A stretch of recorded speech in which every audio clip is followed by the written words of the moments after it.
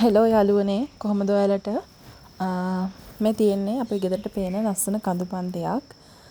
මේ කන්දෙන් එහා පැත්තේ නුවරඑළිය ප්‍රදේශය තියෙනවා. ඒ වගේම කන්දෙන් මෙහා පැත්තේ අපි ඉන්න පැත්ත කොත්මලේ පැත්ත.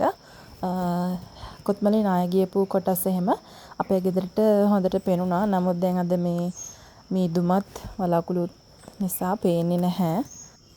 ගොඩක් දුරට මේ දර්ශනය මේ විදිහට හැමදාම තියෙනවා. ඇත්තටම ගොඩක් ලස්සනයි.